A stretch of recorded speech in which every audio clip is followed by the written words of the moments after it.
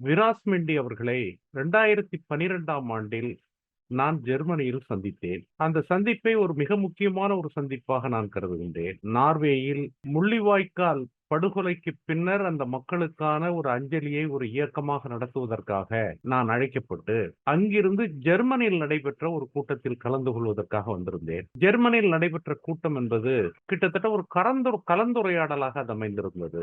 ஐரோப்பிய நாடுகளில் பல பகுதிகளில் இருந்து போருக்கு பிந்திய சூழலில், முள்ளிவாய்க்கால் படுகொலைக்கு பிந்திய சூழலில் தமிழ் மக்கள், ஈழத்தமிழ் மக்கள், தமிழகத்தை சார்ந்த தமிழ் மக்கள், உலகம் முழுவதும் இருக்கக்கூடிய தமிழ் மக்கள் என்ன செய்ய வேண்டும் என்பதற்கான ஒரு கூட்டமாக அது அமைந்திருந்தது. அந்த கூட்டம் பல உணர்வுகளை, சிந்தனைகளை எனக்குள் உருவாக்கியது. அந்த நேரத்தில் தான் விராஜ் மென்டிஸ் அவர்களை நான் சந்தித்தேன். ஜெர்மனியிலே நான் ஜெர்மனுக்கு அப்பொழுதுதான் முதல் முறையாக வந்திருந்தேன். நம்முடைய ஈழத்தமிழர் ஒருவருடைய வீட்டிலே மிக எளிமையான முறையில் ஒரு நாள் முழுவதும் அவரோடு என்னால் செலவழிக்க முடிந்தது. பல்வேறு கருத்துக்களை பகிர்ந்து கொள்ள முடிந்தது. ஒரு சிறிய அறை, குளிர் மிகுந்த ஒரு நேரத்திலே, அதற்கு முன்பு நான் அவரை பார்த்ததில்லை. அவருடைய செயல்பாடுகள் என்ன என்பதை நான் அறிந்திருக்கவில்லை. அந்த நேரத்திலே அவரோடு பேசிய அந்த உரையாடல் என்பது என்னுடைய வாழ்நாளில் பல்வேறு விஷயங்களை நான் புரிந்து கொள்வதற்கு அது பெரிதும் உதவியாக இருந்தது.